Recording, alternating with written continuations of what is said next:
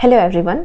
हमने पिछले जो वीडियो मैंने डाला था इकोनॉमिक थॉट्स से रिलेटेड, उसमें हमने वॉलरस के बारे में पढ़ा था, एक जो न्यू क्लासिकल थे। तो न्यू क्लासिकल के 3 इकोनॉमिस्ट बहुत फेमस हैं, जेवेंस, वॉलरस एंड कार्ल मिंगर। तो मैंने इनके थोड़े थोड़े जो भी थॉट्स थे, बेसिक आइडिया, उसको यहाँ पे बताने की कोशिश की है।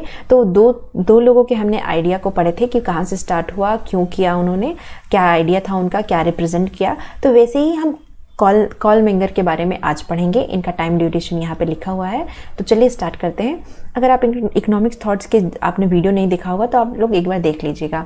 तो कार्ल मिंगर जो है, इन्होंने इनिशिएट किया था मार्जिनल रेवोल्यूशंस को, और ये ऑस्ट्रियन स्कूल के फाउंडर थे। तो जितने भी हम मार्जिनलिस्ट के बारे में पढ़ते हैं वो न्यू क्लासिकल के बाद ही आए थे। तो कार्ल मिंगर थे किसके? ऑस्ट्रियन स्कूल के फाउंडर, और इनिशिएट किया था मार्जिनल रिवोल्यूशन इन्होंने ही। और बाद में इनके साथ हम जेवेंस और वॉलरस इन सबको देखते हैं। इनकी जो बुक है प्रिंसिपल ऑफ इकोनॉमिक्स, ये फेमस है और ये डेवलप की गई थी subjective theory value of study in the method of social science of the political economy in a particular. ये कंटेन करती है, इसमें बताया गया है famous battle method between German historical school and Austrian school. तो उस टाइम स्पेशली अलग अलग स्कूल थे, उनके अलग अलग थॉट्स थे। तो उन सबको यहाँ पे एक तरह से पूरे मेथड बताए गए हैं दोनों में। और एक कार्ल मिंगर इनके ऑस्ट्रियन स्कूल के फाउंडर माने जाते हैं। अब जो क्वेश्चन था वो मेथडोलॉजी पे था। तो मिंगर रिजिड थे दो चीज़ों के बीच में डिस्टिंग्विश करने के लिए, दो काइंड्स ऑफ रिसर्च का, एक तो थ्योरेटिकल रिसर्च और एक हिस्टोरिकल रिसर्च। तो थ्योरेटिकल रिसर्च का जो एम था वो जनरल नॉलेज लेना था यूनिवर्स के बारे में। जो हिस्टोरिकल रिसर्च था, ये जो जितने भी ग्रुप्स हैं for a unique and a particular phenomena. तो हिस्टोरिकल रिसर्च में हम किसी भी पर्टिकुलर ग्रुप, ये ग्रुप है यहाँ पे गलत है, पर्टिकुलर ग्रुप्स को फोकस करता है और यूनिक और पर्टिकुलर फिनोमेना देता है। जबकि थ्योरेटिकल रिसर्च है, ये एक तरह से जनरल नॉलेज देता है पूरे यूनिवर्स के बारे में। तो ये दोनों को अलग अलग बांटने के लिए कार्ल मिंगर थोड़े रिजिड थे।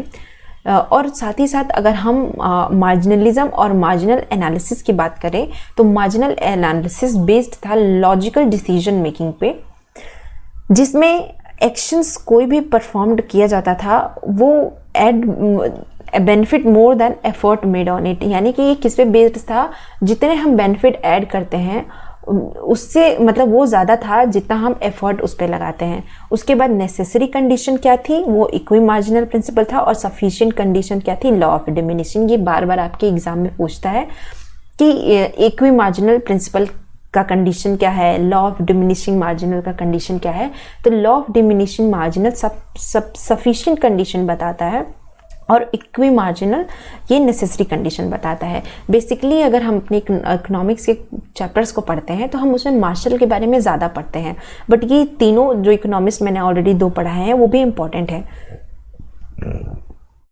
इनके ही बाद मार्शल और फिर ये इन्होंने ही मार्जिनलिज्म और मार्जिनल एनालिसिस को फेमस किया। रिटर्न्स की बात करें तो whether we are dealing with the allocations of the consumer fixed income among different good or a producer fixed outlay among different factor of production of two condition remain same। इनका मतलब है कि अगर किसी भी एलोकेट हम करते हैं फिक्स्ड इनकम को अलग अलग गुड्स पे या प्रोड्यूसर के फिक्स्ड आउटलेट को अलग अलग फैक्टर ऑफ प्रोडक्शन पे, तो ये दोनों कंडीशन सेम ही रहती है। उसके बाद इन्होंने डिटर्मिनेशन दिया था कंज्यूमर इक्विलिब्रियम का, और इन्होंने बताया था कि कंज्यूमर इक्विलिब्रियम हमें तब होगा जब वो मैक्सिमम सेटिस्फैक्शंस फाइंड आउट करेगा अपने लिमिटेड इनकम में, और इनकी no tendency make change of existing expenditure pattern. और इनके कुछ अजम्पशन भी थे कि जो एक्सपेंडिचर पैटर्न है उसमें कोई भी अलग से चेंज नहीं होना चाहिए। और यही तो इनकी law of diminishing marginal utility का भी कंसेप्ट है। और कंज्यूमर इक्विलिब्रियम कहाँ होगा? जहाँ पे उसको मैक्सिमम सेटिस्फैक्शन मिलेगा। तो यूटिलिटी का कंसेप्ट, ये कंज्यूमर इक्विलिब्रियम का कंसेप्ट, इक्वी मार्जिन का कंसेप्ट, ये सब कुछ यहीं से निकल के आया है। When the consumer spend his limited income on a different commodity, he compares marginal utility per unit of money from each commodity in order to reach the equilibrium. यानी कि कोई भी कंज्यूमर अपनी कंजम्पशन को स्पेंड करेगा, अपनी limited income को expand करेगा अलग अलग कमोडिटी पे, तो वो किस बेसिस पे कंपेयर करेगा? तो वो कंपेयर करेगा अपने मार्जिनल यूटिलिटी जो उसको अपने मनी से मिलती है, जिससे वो हायर ऑर्डर ऑफ इक्विलिब्रियम पे रीच कर पाएगा। वो he will be equilibrium when follow the law of equi marginal utility. तो इक्वी मार्जिनल यूटिलिटी के लॉ को उसको फॉलो करना पड़ेगा, और जो भी वो अपनी कमोडिटी पे स्पेंड करेगा वो मार्जिनल यूटिलिटी के बेसिस पे ही करेगा। उसके बाद हम प्रोड्यूसर के इक्विलिब्रियम को देखते हैं। ये तो कंज्यूमर का था, और प्रोड्यूसर के पॉइंट ऑफ व्यू से अगर देखेंगे तो प्रोड्यूसर का इक्विलिब्रियम तब होगा जहाँ पे कोई भी जो चेंज है लेवल ऑफ आउटपुट के, वो ना तो एक्सपेंड होंगे और ना ही कंट्रैक्ट होंगे, तो तब उसको हम इक्विलिब्रियम कहेंगे। साथ ही साथ जो सिचुएशन है इक्विलिब्रियम का, वहाँ वो तब होगी जब प्रोड्यूसर मैक्सिमम प्रॉफिट को अर्न कर पाएगा, और मैक्सिमम प्रॉफिट को अर्न करने के लिए दो तरह का कंडीशन इंपॉर्टेंट होना चाहिए। पहला, एक तो मार्जिनल कॉस्ट मार्जिनल रेवेन्यू के इक्वल होना चाहिए, और जो मार्जिनल कर्व है वो एमआर को बिलो से कट करना चाहिए। अगर ये इंपॉर्टेंट कंडीशन किसने दिया है? कार्ल मेंगर के प्रोडक्शन इक्विलिब्रियम पे से ही आया है। और जो हम फॉर्म्स ऑफ मार्केट में जो इम्पॉर्टेंट कंडीशन देखते हैं कि हम हर जगह देखते हैं कि एमआर और एमसी इक्वल होने चाहिए, और जो एमसी है वो एमआर को नीचे से कट करने चाहिए। यही है theory of good, subjective theory of value और थ्योरी ऑफ इम्प्यूटेशन। तो ये सब कहाँ से निकल के आए हैं, कहाँ से हम चीज़ों को पढ़ते हैं अपने अजम्पशंस में, तो ये सब अलग अलग स्कूल्स ऑफ थॉट्स हैं, इनके ही अकॉर्डिंग हम सारी चीज़ें पढ़ते हैं। उसके बाद जो न्यू क्लासिकल स्कूल्स थे, इनका जो कंट्रीब्यूशन था प्रोडक्टिविटी और थ्योरी ऑफ डिस्ट्रीब्यूशन में, इसको भी हम देख लेते हैं कि ये थ्योरी जो लॉजिकली ग्रीव हुई, और जिन्होंने थ्योरी ऑफ सब्जेक्टिव वैल्यू और emerge as a marginal productivity theory of distribution. तो लॉजिकली ये थ्योरी बढ़ती गई, और इन्होंने मार्जिनल प्रोडक्टिविटी थ्योरी को इमर्ज करके ये हुए, और जो इनका ग्रोथ है वो स्लोली था 1960 में, लेकिन बाद में ये सब्जेक्टिव थ्योरी ऑफ वैल्यू के रूप में बहुत आगे भी फेमस हुआ। उसके बाद अगर हम देखें, ये तीनों के बारे में तो हमने पढ़ा ही।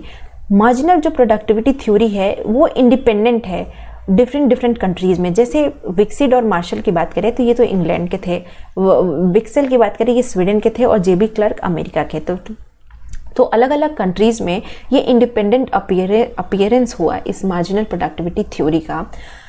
अगर हम इस थ्योरी की बात करें तो जो price of factor of productions हैं ये इक्वल होंगे मार्जिनल वैल्यू ऑफ प्रोडक्ट के, और जो कि डिफाइंड होगा value add of the product by the marginal unit of the factor. इसीलिए जो equilibrium price of product factor है वो डिटरमाइन होगा मार्जिनल प्रोडक्टिविटी के ही ऊपर, जो हम अक्सर अपने आगे वाले जितनी थ्योरीज है उसमें हम पढ़ते हैं।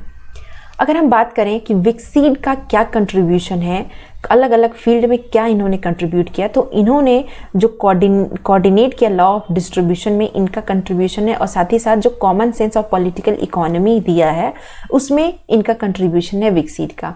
अगर मेन कंट्रीब्यूशन अगर हम मार्शल का देखते हैं तो मार्शल का मेन कंट्रीब्यूशन था इकोनॉमिक साइंस और इकोनॉमिक पॉलिसी में। साथ ही साथ इन्होंने वैल्यू ऑफ डिस्ट्रीब्यूशन, जिसमें general principle of demand and supply की बात की थी, और utility of demand and tools of analysis, इसमें इन्होंने इनका मेजर जो कंट्रीब्यूशन था इन चार थ्योरीज में इंपॉर्टेंट कंट्रीब्यूशन हम पढ़ते हैं।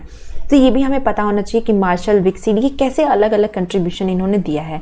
साथ ही साथ जो मेन कंट्रीब्यूशन था विक्सेल का वो किस में था? जनरल थ्योरी ऑफ डिस्ट्रीब्यूशन में, प्रॉब्लम ऑफ प्रोडक्ट एग्जॉशन में, ये दो थ्योरी में इनका मेन कंट्रीब्यूशन था। और जेबी क्लर्क का कंट्रीब्यूशन था मार्जिनल प्रोडक्टिविटी थ्योरी में और थ्योरी ऑफ कैपिटल में। तो ये सारे लोगों को हम मार्जिनलिस्ट बोलते हैं।